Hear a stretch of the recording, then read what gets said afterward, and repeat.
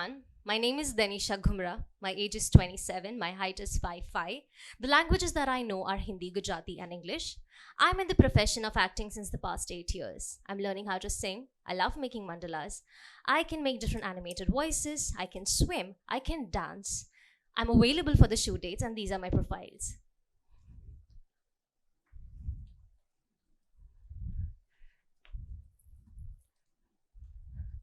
Thank you.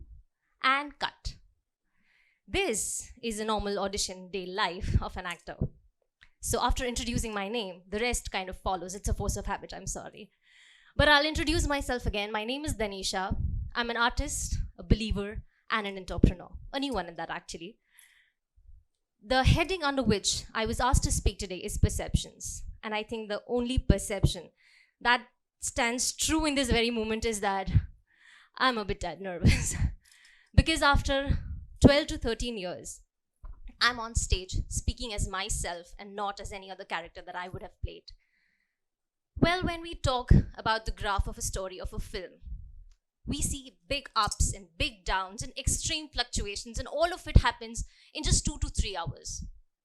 But when we talk about graph of a story of an actual human life, from a bird's eye, we might not see extreme fluctuations. We'd see zigzag lines or some stagnant lines.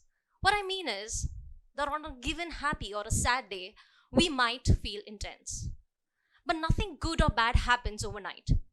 It accumulates with the kind of choices that we make in our lives. And the beauty of a bad choice is that you always learn, either about the situation or something about yourself.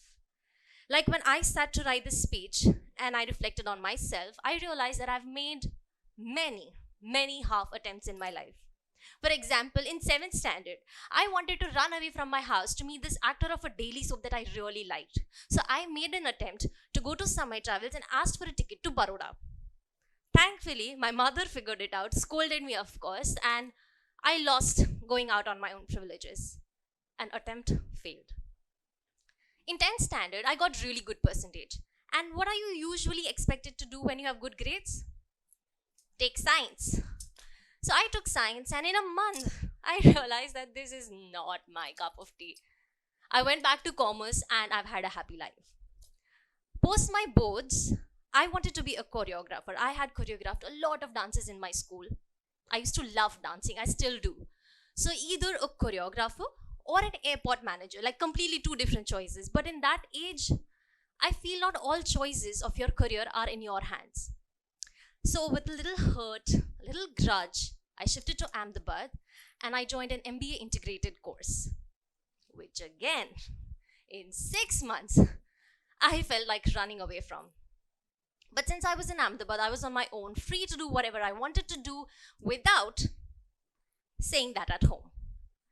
Because I was so self-assured that I won't be able to follow my impulses in just a go. Because parents, they care.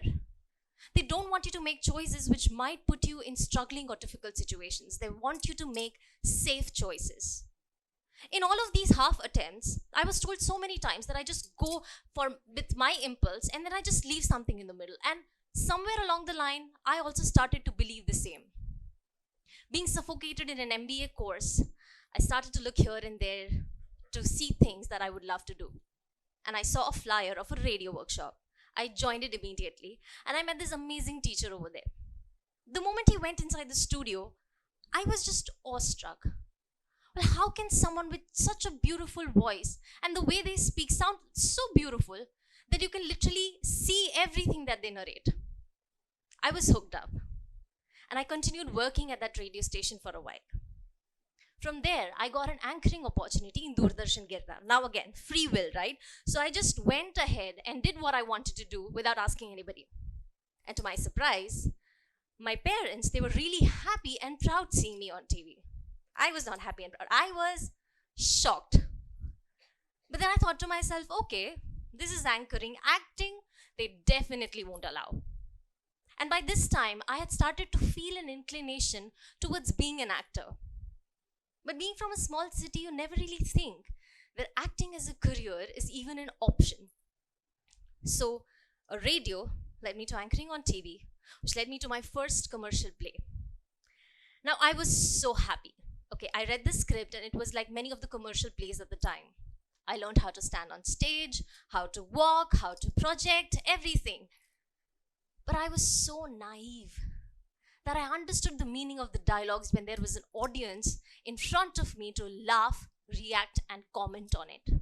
So, yes, the first play that I did was a sexist, misogynist play, which I left after the first show.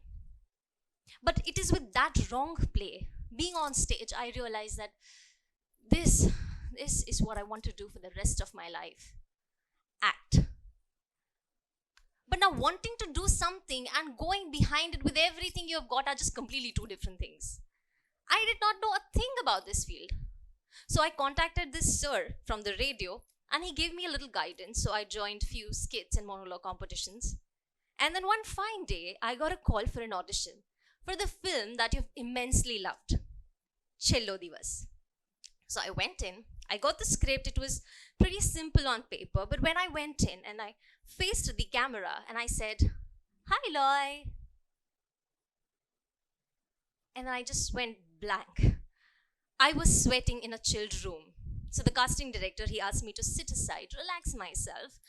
Meanwhile, there were other actors who were coming inside the room and not only they were nailing the audition script, but they had their monologues prepared. I was like, I went again, I tried, failed miserably, made a fool of myself. I said sorry and I just left.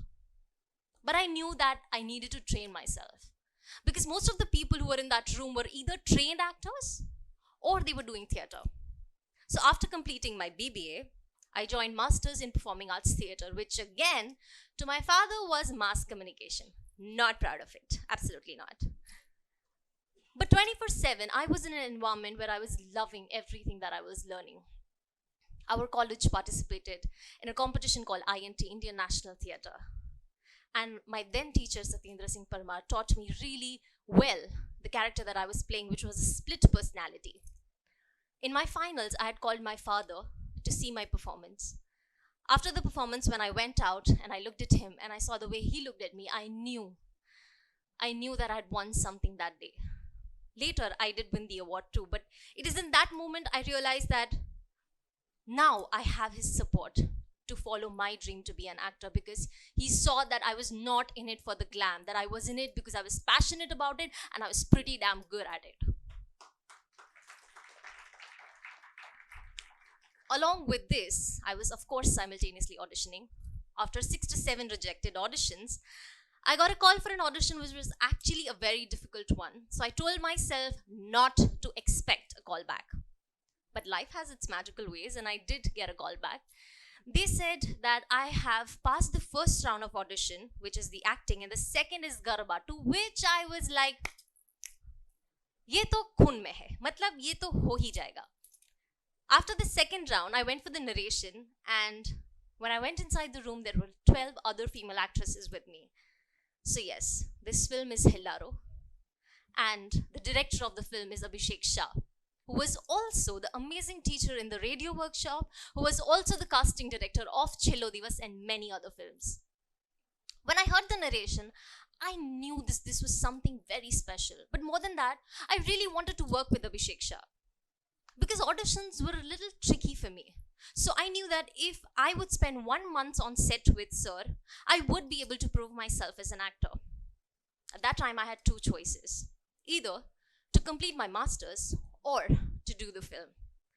And I have thanked the stars every day at 3:30 morning in the set when I used to go that I chose to do Hilaro. Because I know for a fact that along with the hard work of the entire team, there was some kind of divine energy on that set. Life post Hilaro has definitely changed for the good. Receiving a national award, a state award, love from all of you nationally and internationally was really overwhelming. We knew that we did create a history. I've done 7 Gujarati feature films, and I've been privileged that most of the parts have been very different from each other. Recently, just a few days back, I also received another state award for my film, BHARAT MARO DESH CHE. Thank you. India is my country. This film again humbled me and it made me grateful for the things that I have in my life. Acting is my job. I have proudly chosen it as a profession. But the idea that I'd like to share here on this stage is about something that we all do subconsciously. We all act, right? In different situations, in front of different people, we act differently. We live under many masks. What I'm saying is that instead of doing this subconsciously, if you can do this consciously, not live, but just think like an actor, I believe that we will be better human beings. What I mean is that to do a character, I have to understand the psyche of the character. I have to understand why they do what they do, where they come from, how their childhood was. Because nobody is wrong in their own worlds, right? We just have to understand their right.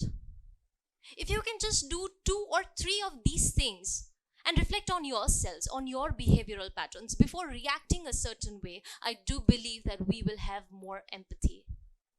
We will be bound to be kind towards each other, and kindness is the purest form of love.